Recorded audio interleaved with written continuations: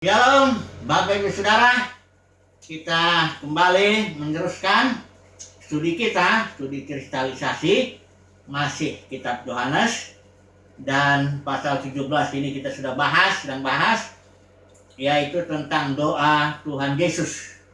Ya, ada satu hal yang perlu kita perhatikan di sini, yaitu ada yang tidak didoakan oleh Tuhan Yesus. Ya, dikatakan ayat 9.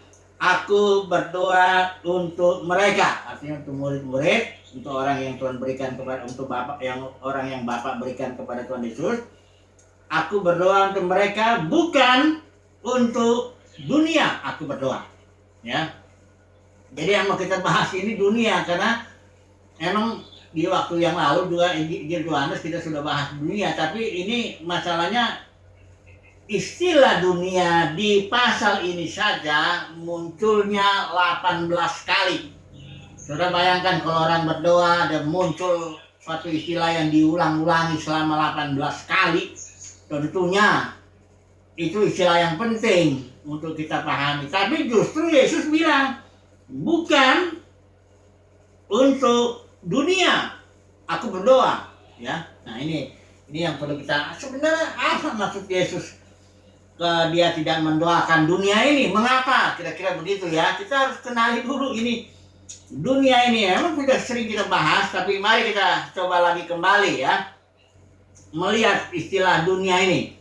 Dunia ini istilahnya tentu istilah Yunani kita sudah tahu, itu artinya kosmos, dan pengertian dari alam pemikiran Yunani ini adalah suatu keteraturan ya. Dia melihat alam semesta ini, para pemikir Yunani, dia lihat ada keteraturan di alam semesta ya, tapi keteraturan itu terlepas dari penciptanya ya. Jadi ini alam semesta itu, makanya kosmos itu istilahnya alam semesta. Tapi kalau pengertian perjanjian lama, alam semesta itu tidak terlepas dari ciptaan, dari penciptanya ya. Dia dipakai istilahnya langit dan bumi.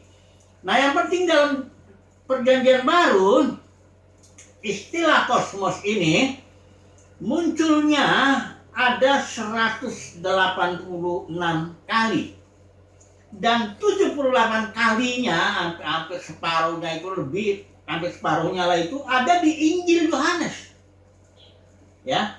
Kemudian di surat-surat Yohanes ada 24 kali, baru Paulus menggunakan 47 kali dan yang lain. Jadi dalam pemikiran teologi Yohanes lah ya, ini dunia ini sangat-sangat penting juga ya. Kembali ya, kita kembali doa Tuhan Yesus, bukan untuk dunia aku berdoa ya.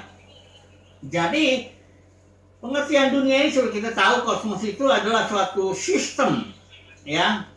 Sistem itu ya, dunia ini ya contohnya ekonomi, sistem politik ya, sosial, agama juga. Yang kita mau bicarakan ini agama, ini sistem. Sistem itu seperti kita tahu, group of things, grup dari kelompok-kelompok tertentu that works together, bekerja bersama-sama. Sistem ini, kelompok-kelompok itu ya, dan memiliki in a certain rule, dalam memiliki nilai-nilai tersendiri. Nilai-nilainya inilah yang bertentangan dengan Tuhan. Kan dikatakan di sini dunia bermusuhan dengan Tuhan. Siapa yang mencintai dunia, kasih akan Bapa tidak ada. Nah, dalam dunia agama kita ini dulu ya. Agama pun sudah menjadi dunia sistem, artinya peribadatan sudah ada sistemnya, pelayanan sudah sistemnya, teologi sudah sistemnya, segala sesuatu sudah ada apanya, sistem, sudah ada kelompok-kelompoknya, yang nanti kelompok ini bekerja dengan nilai-nilai yang bertentangan dengan nilai-nilai yang Tuhan itu. Misalnya nilai tentang sukses, dunia keagamaan jelas nilai sukses itu sudah jasmani, udah pasti itu ya.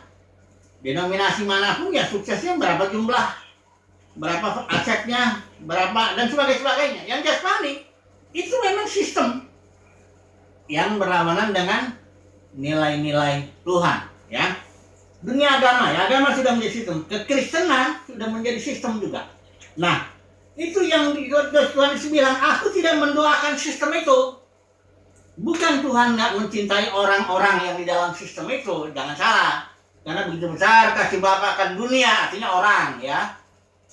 Sehingga dia menyerahkan di situ salib apa? Siapa percaya padanya berselamat. Tuhan bukan tidak cinta dengan orang-orang yang berkarya di dalam sistem dunia keagamaan, bukan. Tapi sistemnya itu ya tentu beserta orang-orang yang di dalam juga itu yang tidak didoakan. Karena kenapa?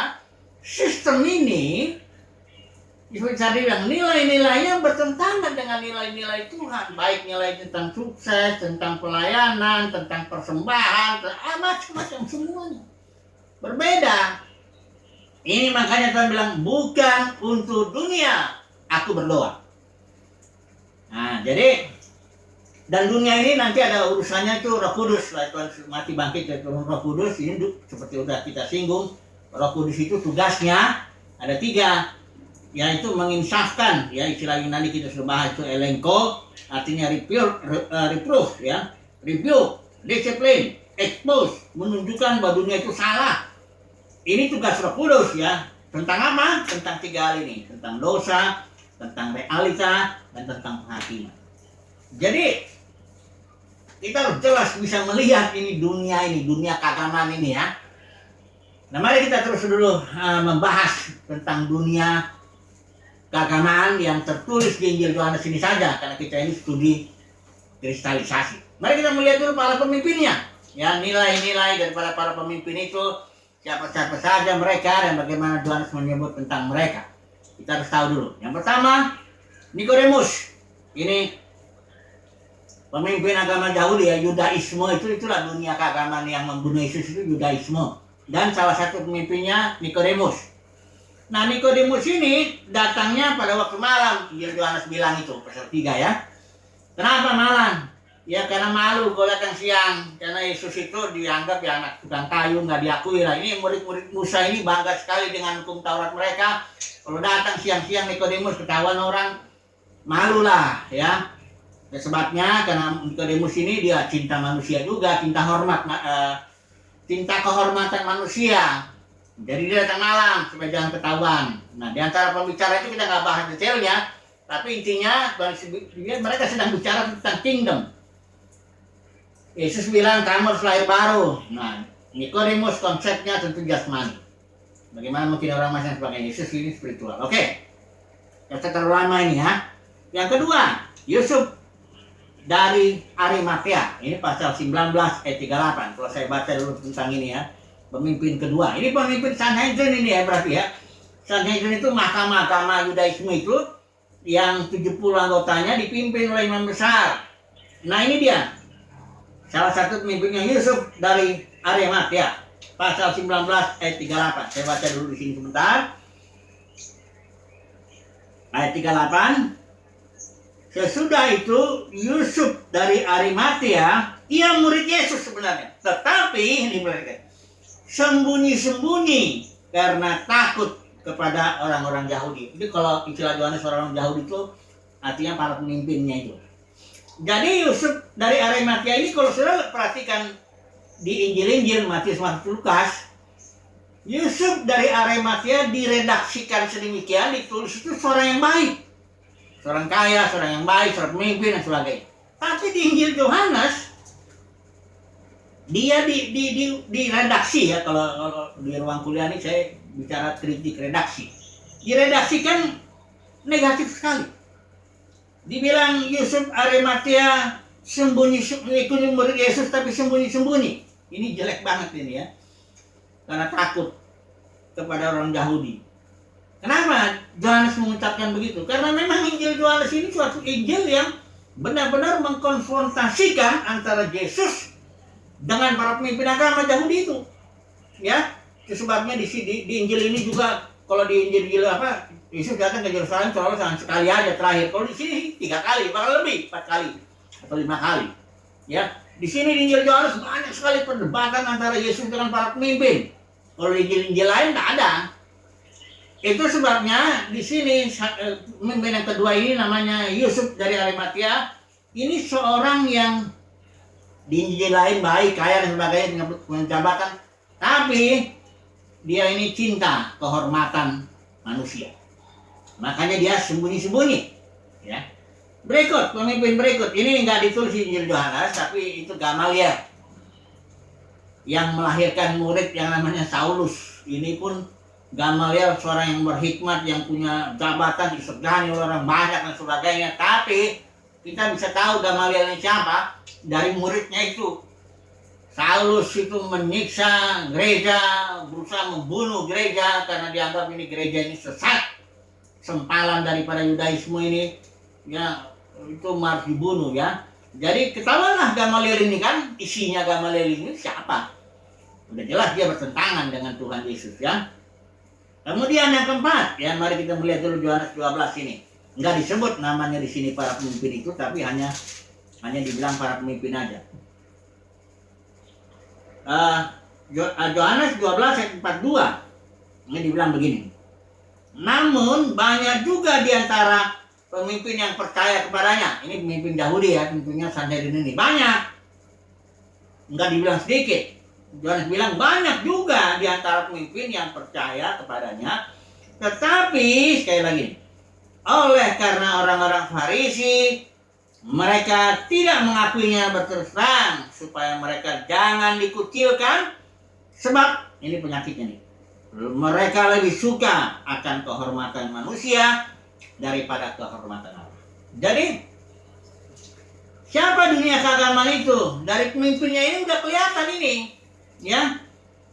Tokoh-tokohnya ini seorang yang cinta kehormatan manusia, nggak mau dia dikucilkan, maunya dihargai, dihormati, disegani, dikagumi, ya. Ini spiritnya ini para pemimpin ini. Itu yang satu. Yang kedua, bersifat jasmani. Nanti kita akan melihat hitam di atas putih juga. Letterlock. Ya, nanti kita coba dulu bahas nanti Yohanes pasal 8 ini. Yang tentang perdebatan antara Yesus dengan para pemimpin itu yang terkait dengan perempuan berzina. Nanti kita lihat sebentar. Tapi kita lihat dulu ini. Ciri-cirinya sudah bisa bayangkan ya. Ini Yudaisme ini punya mahkamah, suatu organisasi, suatu badan yang memiliki kekuatan juga terhadap orang banyak.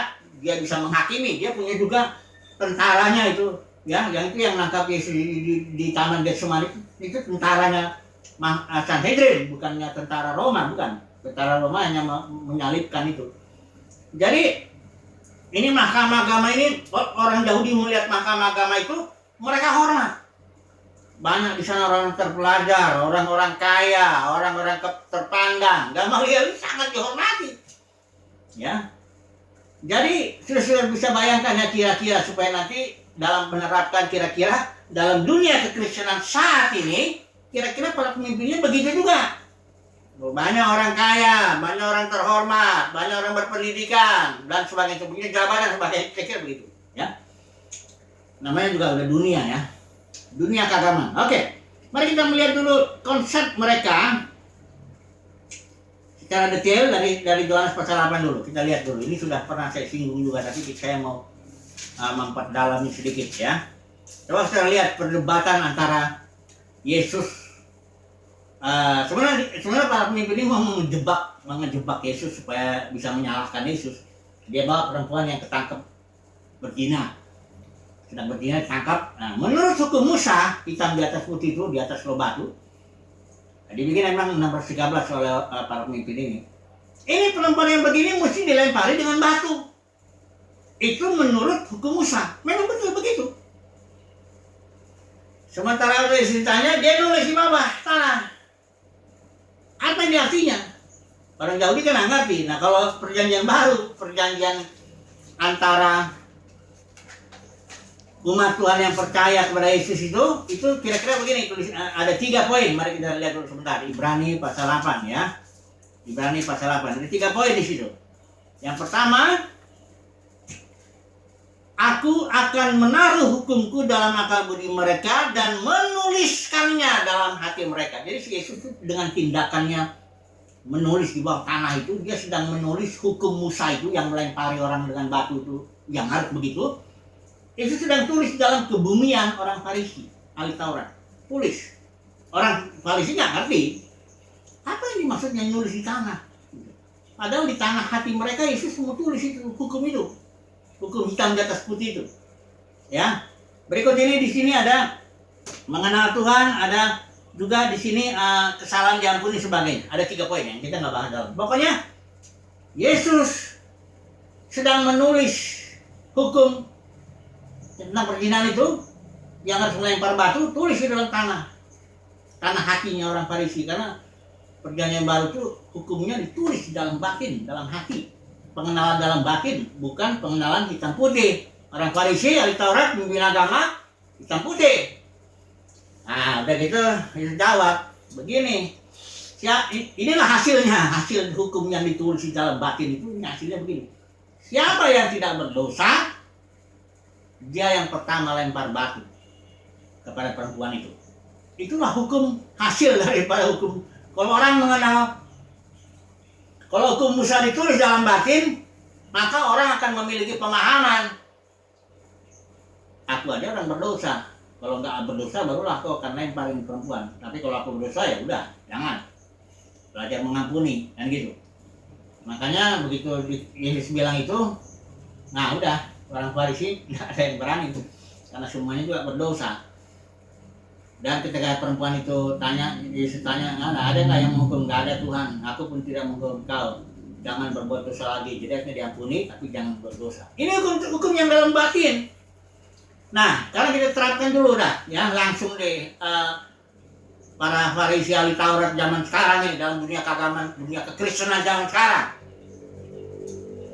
Ini nggak jauh beda, nggak ada yang baru di bumi ini, nggak ada yang baru, ya, nggak sama itu, ya berulang-ulang aja. Jadi misalnya saya bercontoh, hukum perpuluhan lah ya, hukum buah sulung. Ya, di dalam dunia kekristenan diajarkan itu hukum tertulis hitam di atas putih. Gajimu 1/10 masuk. Ya, kas. Padahal ini dalam kalau hukum perpuluhan itu ditulis dalam batin, dalam ini hukum buah sulung itu orang, bukan uang. Orang ya, buah sulung itu orang dalam perjanjian baru itu. Perpuluhan pun saya yakin orang juga. Entah dia 1/10 dari yang dipanggil, karena yang pemenang itu yang dipanggil, dipilih dengan setia. Yang perpuluhan sebelah mana pendeknya, dia orang, ya. Fokus Tuhan itu orang. Dari Taman Eden pun juga nggak ada uang itu, kan Tuhan ciptakan orang supaya menguasai bumi, juga wayanya nanti di akhir zaman orang juga. Tapi kalau dunia keagamaan ini memang jasmani, dia akan pikir uang itu perpuluhan diajarkan hitam di atas putih, memang pengenalannya begitu. Farisi ahli Taurat orang modern ini, itu perpuluhan itu buah sulung hitam di atas putih. Dia bilang itu hukum roh, padahal hukum roh itu di dalam batin. Life giving spirit, roh pemberi hidup dalam batin. Ya, ini contoh perpuluhan. Kedua, contohnya ada ini nama Tuhan lah ya, nama Yahweh. Ini dunia kekristenan ribut, mesti nama Yahweh hitam di atas putih, itu pengenalan. Kenapa?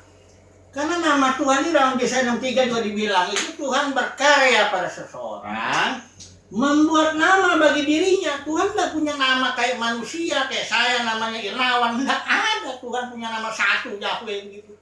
Yahweh itu artinya Tuhan perang, karena dia berkarya kepada Israel dalam peperangan. Jadi bahkan Yesus itu di dalam kitab Wahyu itu yang naik kuda putih ada satu nama yang tidak seorang pun tahu, yaitu ada satu karya Bapa dalam hidupnya yang tidak ada seorang pun tahu. Ya, kalau orang nama Tuhan itu ditulis dalam batin, saya juga punya nama. Saya memberi nama kepada Tuhan untuk saya. Namanya saya sebut ini Elohim bangsa Patmos. Kenapa demikian? Karena karyanya dari tahun 1978 sampai sekarang 40 tahun lebih dan mungkin terus itu ada. Saya menyebutnya itu, tapi itu buat saya nama itu. Karena Tuhan membuat nama bagi dirinya dengan karyanya itu. Jadi itu bukan untuk diperdebatkan, sama dengan Tritunggal. Tritunggal juga kalau hitam di atas putih ribut. 3 pribadi atau satu Tuhan. Atau satu pribadi, 3 manifestasi dan sebagainya. Bagi saya, bagi itu kalau hukum Tritunggal itu ditulis dalam batin, itu pengalaman dia. Pertama saya sendiri ya, saya bersaksi bertemu dengan Yesus sebagai juru selamat. dan saya belajar tentang ketuhanannya juga. Setelah itu nggak lama kemudian saya dibaptis dengan Roh Kudus. Saya bertemu dengan Roh Kudus, ya. Saya mulai melihat life giving spirit itu siapa sebenarnya. Saya bahkan ketemu mulai dengan roh jahat bertarung. Kemudian ketika saya punya anak, ya, tahun 96, anak pertama saya lahir, saya punya anak 3. Saya belajar ketemu Bapak, hati Bapak. Saya belajar itu Bapak itu gimana sih sama anak-anaknya. Begitulah, saya dibantulah pengenalan saya akan Bapak. Bapak di sorga dibantu. Karena saya punya anak-anak itu, saya merasa, oh Bapak itu begitu. Ya. Jadi bagi saya Tritunggal itu hukumnya bukan hitam di atas putih, tapi di dalam batin suatu pengenalan, suatu pertemuan pribadi dengan Tuhan Yesus, dengan Roh Kudus, dengan Bapa di sorga. Itu nggak perlu diperdebatkan. Tapi dalam dunia keagamaan, dunia kekristenan, wah itu tema yang paling enak untuk diperdebatkan. Bapak saudara, saya mau katakan, hukum yang kalau masih hitam di atas putih, pengenalan kalau masih hitam di atas putih itu masih di sini, masih di kepala. Ini membuat orang sombong, ya. Tapi kalau pengenalan dalam batin, nah itu di dalam sini, di sini nih, ditulis oleh Roh Kudus, hanya Roh Kudus yang bisa nulis. Hukum perpuluhan, buah sulung, Tritunggal, nama Tuhan ditulis di sini. Nah, ini pengenalan kita, baru belajarlah kita mengenal Dia dalam roh, ya, menyembah Dia dalam roh, begitu. Kalau masih hitam di atas putih, wah, ini di sini nih. Kamu lulusan sekolah teologi di mana? Kamu orang awam ya, saya enggak. Ini padahal dia nggak tahu di Alkitab ini pengajaran yang paling Tuhan benci itu Nikolaus itu sumbernya itu. Awam sama bukan awam ya, kalau ini imam, ini umat, ini pendeta, ini jemaat. Dari situnya pengajaran itu. Tapi biasalah dalam dunia keagamaan itu memang di sininya pengenalan itu hitam di atas putih, bukan pengenalan yang ditulis di dalam batin. Oke. Jadi poin terakhir sebelum kita ambil kesimpulan, apa nasib akhir daripada dunia keagamaan ini? Kita tahu yang harus kita minta bantuan sedikit dari kitab Wahyu, ya. Di dalam kitab Wahyu pasal 2 pasal 3 saya sering singgung itu. Dunia keagamaan lahir karena trilogi pengajaran. Nikolaus yaitu membelah. Niko itu menaklukkan kaum awam, para pemimpin membelah. Jadi di dalam gereja itu ada imam, umat, pendeta, jemaat. Yang ini mesti tunduk sama ini. Ini Nikolaus membelah. Baru Jezebel, ya, Jezebel merampas otoritas suaminya Ahab, ya, dia mencap, dia mengambil cap, merampas otoritas lah, ya, waktu peristiwa Nabot itu.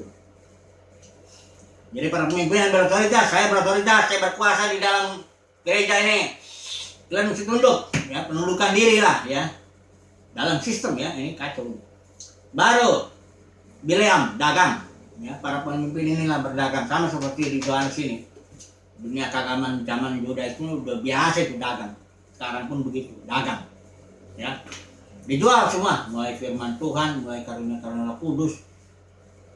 Semua tulisan-tulisan, buku apa semua jual. Ya, bahkan bukan hanya urapan dijual, minyaknya itu pun dijual. Saya pernah nonton di salah satu televisi, ya. Trinity Broadcasting Network. Itu kalau saya sebut namanya penjualnya pasti sudah tahu, karena itu sangat terkenal sekali. Yang menjualnya satu botol ini $20. Bayangkanlah itu berapa lah itu, karena dia pelayanannya sudah mendunia. Jadi dari 3 pengajaran ini, maka pasal 23 lahirlah nasibnya ini, dunia keagamaan ini menjadi pasal 17 itu, perempuan pelacur Babel, ya. Mari kita lihat dulu, karena saya pernah lihat video judulnya Sistem Babel, ya. Saya mendengar itu karena saya pikir ini banyak orang Kristen ini ya, dalam dunia keagamaan, ya, tentu mereka nggak mau bilang bahwa Babel itu adalah gereja yang jatuh itu. Jadi di situ dibilang Babel itu sistem yang kita jalani sehari-hari, yang nilai-nilainya bertentangan dengan Tuhan, dan nanti sistem Babel itu akan hancur. Tapi siapa Babel itu? Mari kita melihat dulu sebentar, ya, ini sebagai sebelum kita ambil kesimpulan. pasal 17 ya. Siapa sebenarnya Babel ini ya? Karena ini jelas ini Babel ini siapa. Mari kita melihat dulu. Kota besar ya. Ini perempuan ya, perhatikan ayat 4. Perempuan itu memakai kain ungu, kain kirmit dan sebagainya. Dan ayat 5-nya, perempuan itu punya nama. Namanya siapa? Babel ya. Jadi perempuan itu adalah Babel. Kalau nggak percaya lagi lihat di pasal ayat 18. Dan perempuan yang telah kau lihat itu adalah kota besar ya. Siapa kota besar ini? Ya kalau dari pasal 18 ayat 2, sudah rubuh Babel, kota besar. Jadi perempuan itu, pelacur itu adalah Babel. Siapa perempuan ini di kitab Wahyu? Cuma 2 perempuan di pasal 12 dengan di pasal 17 itu. Perempuan ini tentunya mempelai ya. Tapi kalau di sini dibilang pelacur karena campur ya. Kalau Adam itu simbol daripada Kristus, ya Hawa simbol daripada gereja. Jadi perempuan gereja. Ya perempuan di pasal 17 ini gereja Babel namanya itu. Yaitu ada Nimrodnya, ya macam-macam nanti kita ceritain. Pendeknya, hasil daripada dunia keagamaan hasil sikap pengajaran itu akan dihakimi di akhir zaman ini. Covid ini salah satu, Covid-19 ini awal saja. Awal penghakiman terhadap Babel ini. Gereja ya, Babel, perempuan Babel itu, ya perempuan pelacur. Kenapa pelacur? Karena semua masuk firman Tuhan, masuk juga adat, masuk tradisi, masuk perdagangan, masuk semuanya itu. Makanya bedanya istri sama pelacur bedanya apa? Kalau istri itu cuma menerima 1 benih dari suaminya. Kalau ini banyak benih. Ya, jadi jangan ambil kesimpulan dulu. Doa Tuhan istri. Kenapa Tuhan tidak mendoakan itu? Aku tidak mendoakan dunia ini karena memang dunianya kan dihakimi. Di pasal 38 itu penghakiman yang nggak akan bangkit lagi, habis. Ya. Dunia keagamaan nanti barulah setelah itu ada perkawinan anak domba.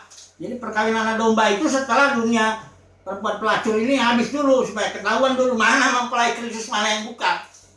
Ya. Jadi kesimpulannya, ambil dulu kesimpulan. Kenapa Tuhan tidak mendoakan dunia ini? Karena itu bukan mempelainya. Itu perempuan pelacur, bukan mempelainya. Sebelum perkawinan anak domba harus dihakimi dulu ini dunia keagamaan ini. Ya, dan juga kenapa Tuhan gak doakan? Ya dunia sistem itu memusuhi Tuhan. Ya. Jadi Tuhan kan gak didoakan. Nah sekarang solusinya bagaimana? Terakhir ini kesimpulannya. Wahyu 18 ayat 4. Umat pemenang saya percaya ini. Pergilah kamu hai umatku. Pergilah daripadanya supaya kamu jangan mengambil bagian dalam dosa-dosanya. Dosa-dosa perempuan pelacur itu. Dosa Babel itu. Gereja yang udah jatuh yang 3 pengajaran ini. Pergilah kamu hai umatku. Saya yakin makin mendekati kedatangan Tuhan sebelum Tuhan perkawinan anak domba, pasti umat pemenang kalian keluar dari sistem itu. Gak mungkin lagi melayani dengan nilai-nilai yang bertentangan. Nilai-nilai yang jasmani, sukses jasmani. Nggak bisa. Ya. Jadi kesimpulannya, pergilah hai umatku. Kita pergi. Di luar itu kalau di luar perkemahan, menyatu dengan Tuhan Yesus. Masuk ke dalam doa Tuhan Yesus.